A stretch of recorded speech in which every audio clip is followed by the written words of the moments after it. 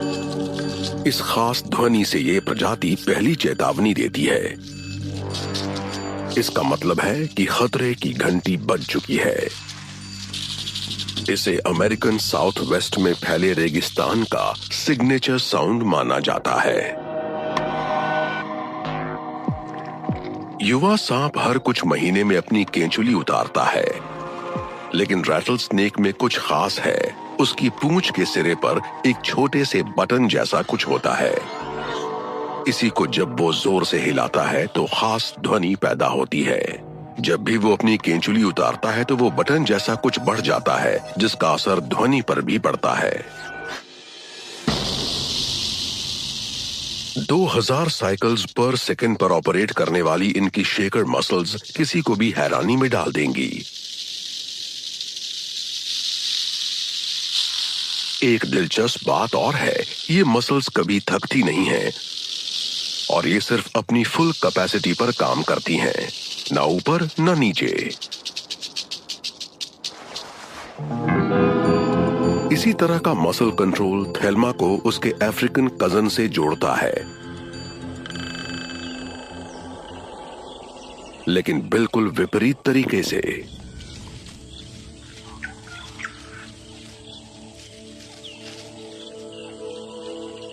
Velvet एक waste African गबून wiper है। ये खामोशी के साथ अकेली रहती है। इसके होने ना होने का पता नहीं लगता। अपनी खास त्वचा के कारण ये जंगल में आराम से कैमोफ्लेज हो जाती है।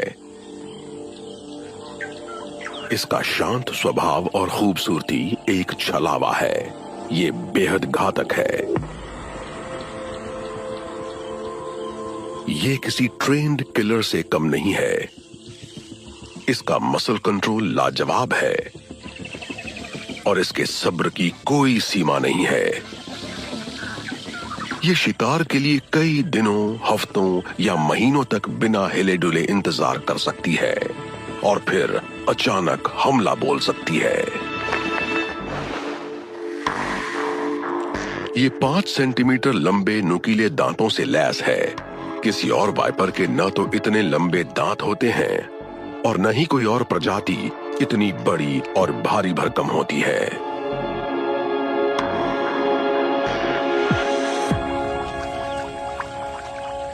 लेकिन वेलवेट अपनी ताकत की नुमाइश नहीं करती। जान बचाने की बात अलग है, वरना ये शायद ही कभी किसी पर हमला करती है। ये हमेशा छिपी छिपी रहती है, लेकिन जब बाहर आती है तो संभलने का मौका नहीं देती।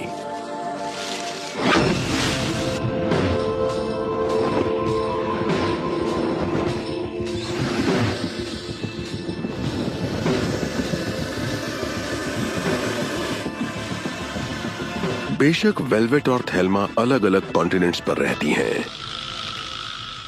लेकिन दोनों अस्तित्व की लड़ाई लड़ रही हैं और अपने परिवार को बढ़ाना चाहती हैं। जीवन के चक्र को आगे ले जाना चाहती हैं। लेकिन इन लक्ष्यों को आप कैसे पूरा करेंगे अगर आपके पास थेल्मा की तरह चेतावनी देने की खास सहूलियत न हो और ना ही आपके पास वेलवेट जैसा आकार, सब्र, घातक जहर और नुकीले दांत हों। ये प्रजाति अपने वातावरण के हिसाब से ढलना जानती है। जंगल के अलावा ये इंसानी बस्तियों के आसपास भी जीना जानती है। ये कैमोफ्लेज में एक्सपर्ट हैं। हर वाइपर की त्वचा एक ही रंग की हो ये जरूरी नहीं। इसी की वजह से इन्हें कई बार पहचानना मुश्किल हो जाता है, लेकिन एक तरीका है और वो है इनकी पीठ पर। जिस पर शेवरॉन के आकार में बने निशान होते हैं। पर इंसानों की बस्ती के आसपास रहने की अलग चुनौतियां हैं। यहां सबकी नजरों से दूर रहने में ही भलाई है।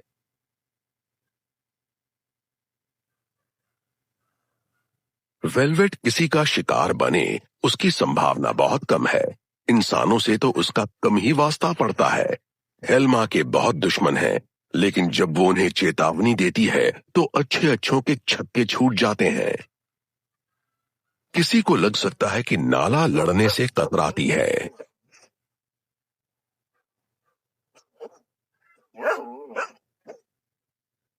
ये खतरे का सामना अलग तरह से करती है। ये छिपने की जगह ढूंढ लेती है। पर अगर उससे बात नहीं बनती तो ये हमला करने में कोई संकोच नहीं करती।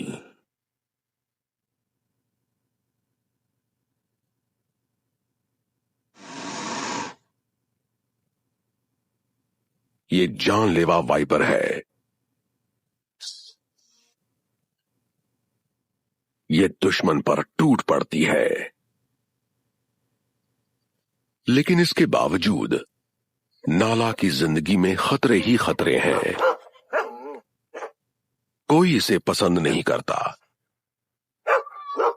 चाहे पालतू जानवर हो या फिर गांव वाले। जब ये अपने आसपास किसी खतरे को महसूस करती है तो ज्यादातर वाइपर की तरह ये भागने का नहीं सोचती।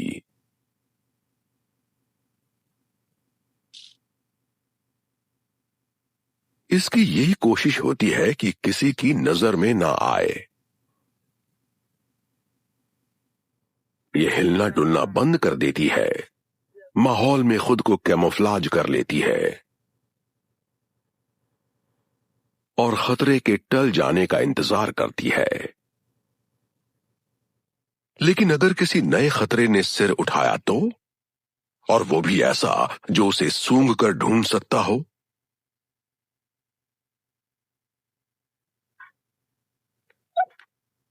किस्मत से पफ एडर्स को कुदरत ने कुछ और भी खूबियां दी हैं। प्रयोगों से पता चला है कि ये प्रजाति अपनी गंध को छिपाने में भी माहिर है। इस काम को ये अंजाम देती है अपने मेटाबॉलिज्म को धीमा करके और अपने बदन के तापमान को बदलकर।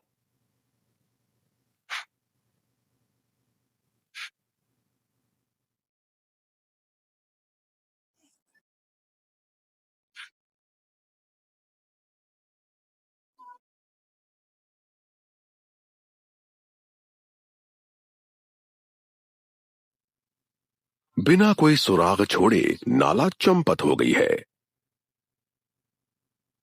इसने टकराव नहीं किया, इसने अपनी ऊर्जा और जहर को बचा लिया। जब उनकी वाकई जरूरत होगी ये उनका इस्तेमाल तब करेगी। ये एक अच्छी रणनीति है। यहां टकराव भारी पड़ सकता था, चोट लग सकती थी, जान भी जा सकती थी। कभी कभार बढ़िया कैमोफ्लाज के कारण पफ एडर दुश्मन को दिखता नहीं है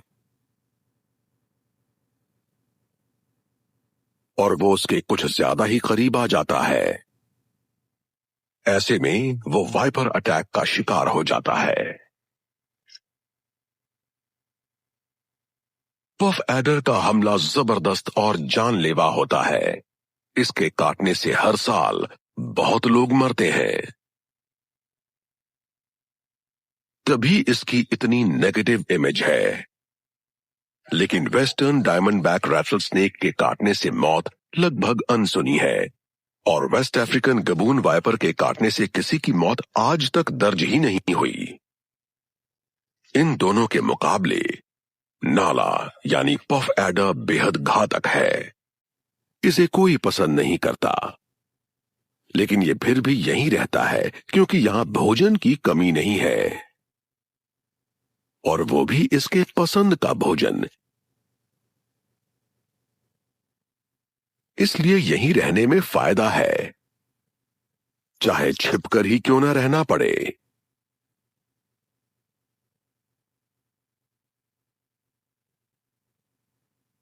और इसमें ये माहिर है।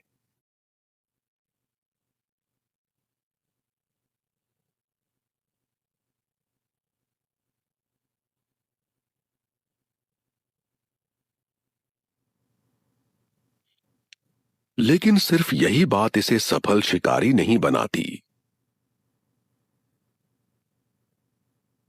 अंधेरे में शिकार करना ज्यादा सुरक्षित है।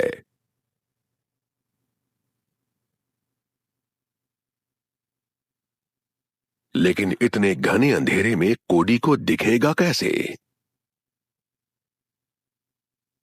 वेस्टर्न डायमंडबैक रैटलस्नेक को उसमें कोई मुश्किल नहीं होती, क्योंकि उनके पास एक खासियत है जो सभी वाइपर्स के पास नहीं होती।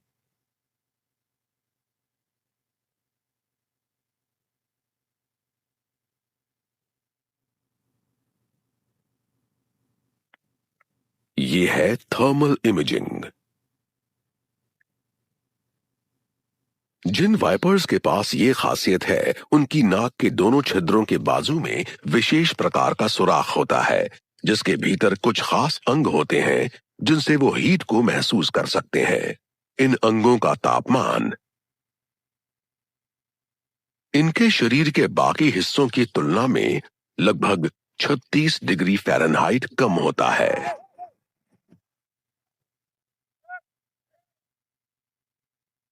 हड्डी की बनावट में मौजूद इन सुराखों के चारों तरफ बारीक झिल्ली होती है, जिसकी मदद से ये सुराख बहुत जल्दी गर्म और ठंडे हो सकते हैं। ये खास बनावट इन्हें तापमान को लेकर हाइपर सेंसिटिव बनाती है, चाहे दिन हो या रात। इस खास झिल्ली के नर्व सेल्स तब एक्टिव होते हैं जब तापमान लगभग 80 डिग्री फ़ारेनहाइट या उससे ज्यादा डिटेक्ट हो। मोटे तौर पर अगर कोई वार्म ब्लडेड एनिमल सांप से 1 मीटर की दूरी के भीतर हो तो उसके शरीर की गर्मी का माप लगभग इतना ही होता है।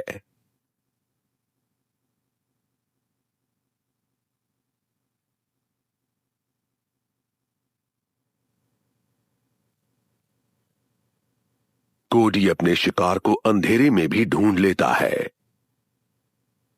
और शिकार को उसकी मौजूदगी की भनक तक नहीं लगती।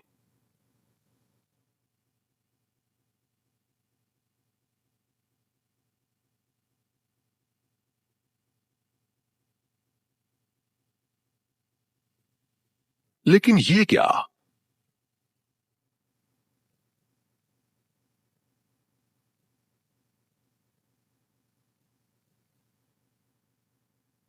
कोडी ये क्या खेल खेल रहा है? शिकार खुद चलकर आ गया है, लेकिन कोडी को कुछ पड़ी ही नहीं है और कुछ तो उसे देखकर गुर्राना शुरू कर देते हैं।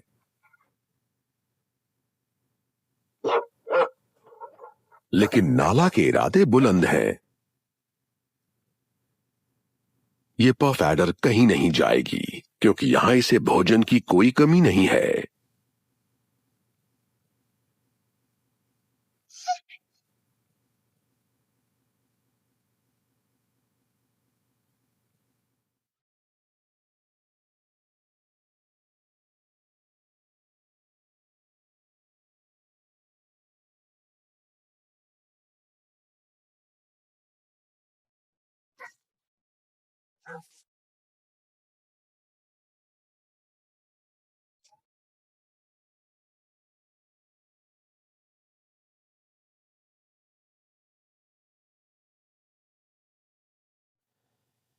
घात लगाने की सही जगह मिल गई।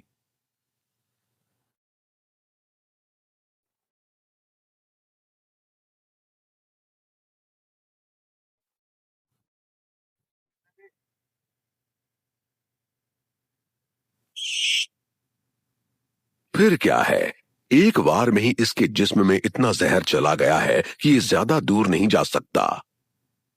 अब तो बस उसके पास जाओ और दावत उड़ाओ।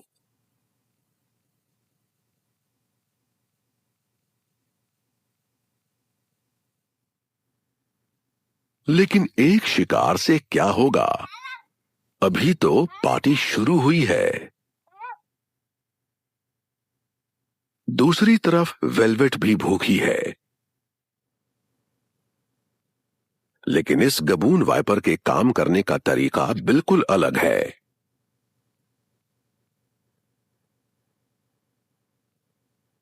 किसी को लग सकता है कि ये निठल्ली बैठी है, लेकिन यही तो इसका खास अंदाज है।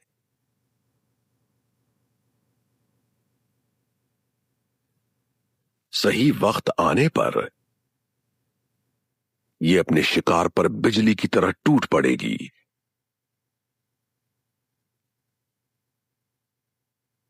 अभी हमला करने में वक्त है।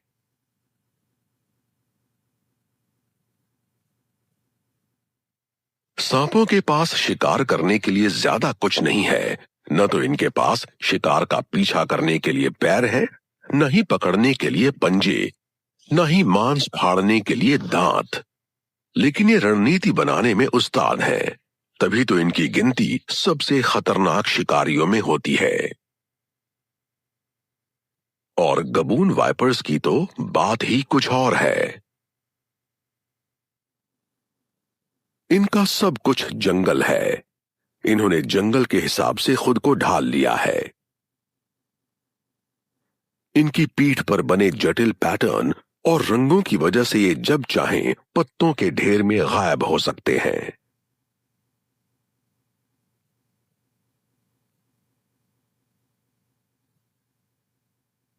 वेलवेट घात लगाकर बैठ गई है। वेलवेट अपने दांतों की पंक्तियों का उपयोग करके शिकार पर पकड़ बनाती है और फिर उसे ऐसी जगह ले जाती है जहां वो उसे शांति से खा सके।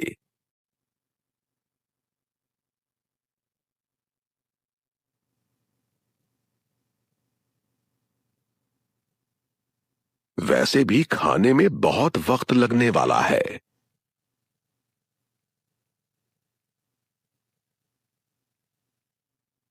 जब इसके जबड़े इतने फैल जाते हैं कि शिकार उसमें फिट हो जाए, तो ये उसे निगलना शुरू कर देगी। उसे धीरे धीरे पूरा निगल जाएगी।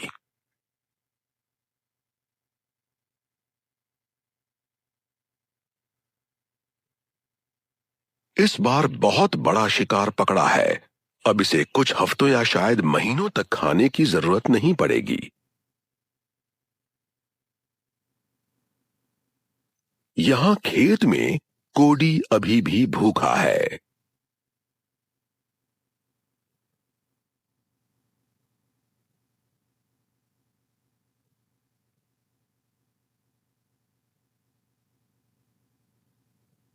ये सांप के हाथ में होता है कि अपने शिकार के जिस्म में कितना जहर इंजेक्ट करना है। कई बार तो सांप सिर्फ चेतावनी देने के लिए अपने शिकार को काटता है।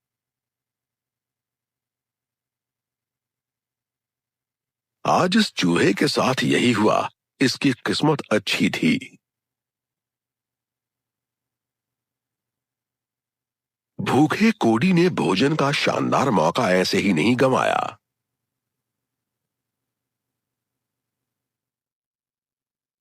धीमे मेटाबॉलिज्म की वजह से उस बड़े चूहे को पचाने में इसे कई दिन लग जाएंगे, और वैसे भी ये वक्त है एक्शन का। इस वक्त कोडी का मिशन कुछ और है।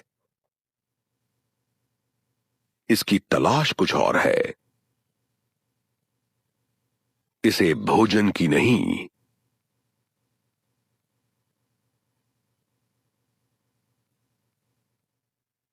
साथी की तलाश है।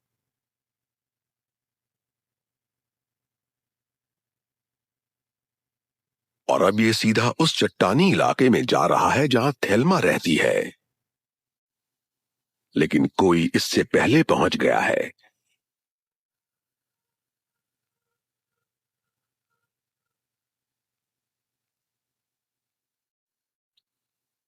थेल्मा के इलाके में पहुंचते ही इसकी सीधी टक्कर होती है एक विशाल गुलाबी रंग के नर के साथ।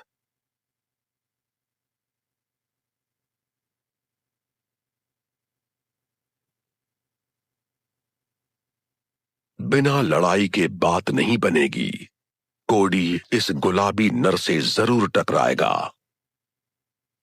वो थेल्मा के लिए कुछ भी करेगा। लड़ाई शुरू हो गई है।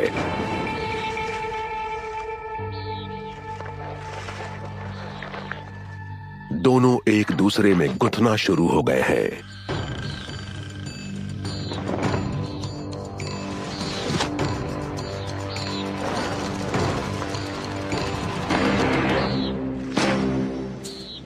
सवाल चित्त करने का नहीं है।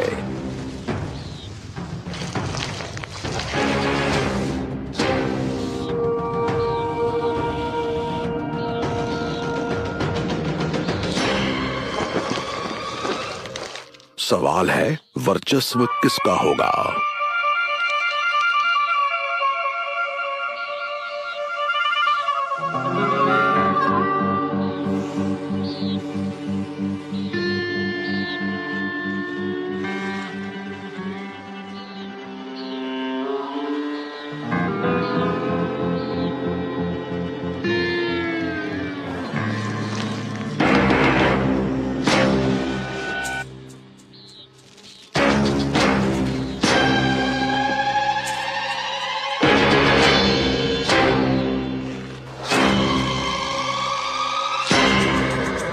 इस शक्ति प्रदर्शन से यह साबित होगा कि कौन ज्यादा ताकतवर है।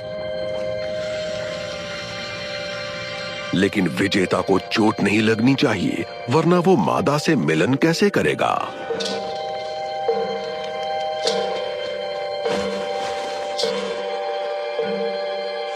गुलाबी नर ही असली मर्द निकला। उसने कोडी को पछाड़ दिया।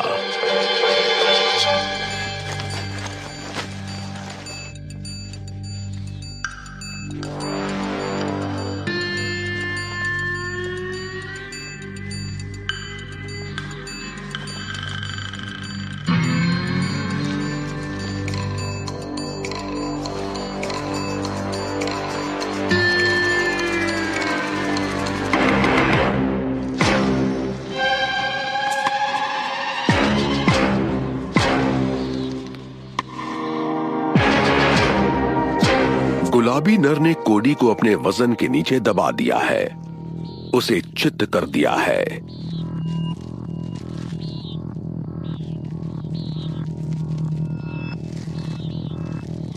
इस हार ने कोडी को मैदान छोड़ने के लिए मजबूर कर दिया है। उसे बहुत बड़ा झटका लगा है। ये खाली पेट इतनी दूर आया, लड़ने का जोखिम उठाया, लेकिन थेल्मा इसके हाथ नहीं आई।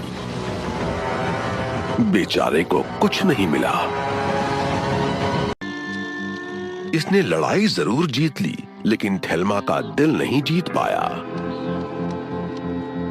थेल्मा अभी तैयार नहीं है। बच्चों को जन्म देने के कारण वो कमजोर हो गई है। फिलहाल उसका सारा ध्यान बच्चों की देखरेख में रहता है। वो शिकार पर भी नहीं जा पाती। एक बार बच्चे बड़े हो जाएं, अपने रास्ते निकल जाएं, फिर वो अपनी खोई हुई ताकत को दोबारा पा सकती है और मेटिंग के बारे में सोच सकती है। गुलाबी नर चाहे जितना मर्जी लाड़ प्यार दिखा दे, उससे कोई फायदा नहीं होने वाला। ये गुथे हुए जरूर दिख रहे हैं, लेकिन थेल्मा की फटकारती पूंछ नर को जाने का इशारा कर रही है।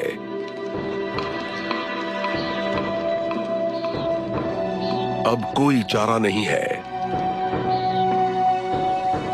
नर को ना चाहकर भी जाना पड़ेगा।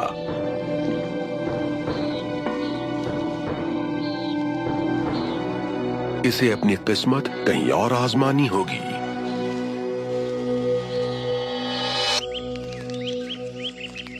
दूसरी तरफ वेलवेट एक नर के साथ है। मेटिंग की सामान्य रस्में चल रही हैं।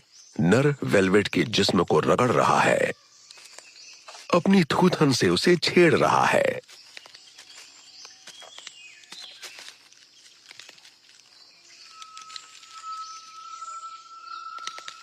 फड़फड़ाती जीभ से ये नर वेलवेट के फेरोमोन को चख रहा है। ये आंक रहा है कि क्या वेलवेट मीटिंग के लिए तैयार है। वेलवेट अपनी तरफ से तो नर के साथ सहयोग कर रही है, लेकिन इस नर के असली इरादे क्या हैं, उस पर वेलवेट को शक है।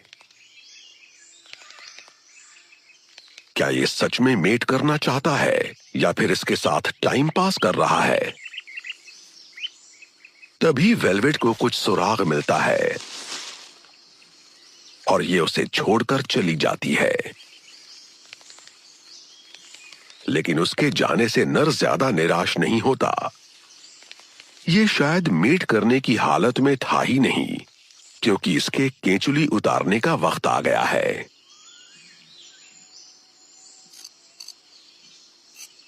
सांप साल में कई बार अपनी केंचुली उतारते हैं। इस खास अवस्था के दौरान मेट करना असामान्य है।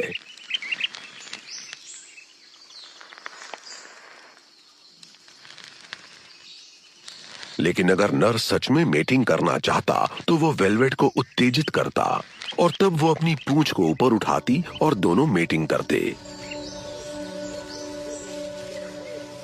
जैसे पफ एडर का ये जोड़ा कर रहा है। मीटिंग के दौरान नर ज्यादा एक्टिव रहते हैं। इसकी वजह शायद ये है कि मादा थकावट से बचना चाहती है, क्योंकि मेटिंग की प्रक्रिया कई बार 3 घंटे तक भी चलती है।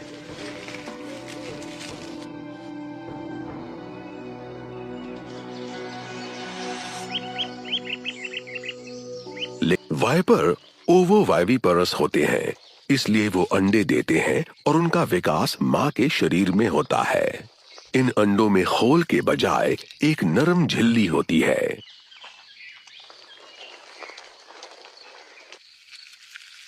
माएं बढ़ते एम्ब्रियोज एम्ब्रियोज के साथ पोषक तत्व साझा करती हैं या नहीं, ये कहना मुश्किल है। इसलिए नाला के लिए महीनों तक 20 से ज्यादा अंडों को ढोना कुछ अटपटा सा लगता है। लगातार बढ़ते हुए एम्ब्रियोज को ढोने का काम कोई मां ही कर सकती है। जैसे जैसे वो भारी होती जाती है, मां के लिए शिकार करना मुश्किल हो जाता है। पूरा आहार ना मिलने से कमजोरी आती है, जैसे कि थेल्मा के साथ हुआ था। लेकिन अपने बढ़ते हुए एम्ब्रियोज को ढोकर नाला और थेल्मा ने अपने बच्चों को अस्तित्व और जीवन संघर्ष का बेहतर मौका दिया है। वाइपर माओ के जीवन में सिर्फ मुश्किलें नहीं, कुछ और भी रंग हैं। नाला को देखिए, उसने बच्चों को जन्म दे दिया और मां की सारी जिम्मेदारियां पूरी कर ली हैं। अब न तो उन बच्चों को दूध पिलाना है और न ही उनकी देखभाल करनी है या कोई ट्रेनिंग देनी है। इसके 20 बच्चे हैं, सोचिए इसकी क्या हालत होती अगर इसे ये सब भी करना पड़ता। इसकी और बुरी हालत हो सकती थी, क्योंकि सांप प्रजाति का रिकॉर्ड तो एक बार में 156 बच्चे पैदा करने का है। लगभग 2 हफ्ते के होने के बाद नाला के बच्चे अपनी केंचुली को पहली बार उतारेंगे, फिर सभी अपना अपना रास्ता पकड़ लेंगे।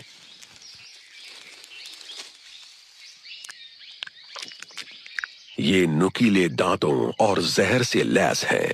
अब इन्हें किसी की जरूरत नहीं है, ये अपने दम पर जिंदा रह सकते हैं।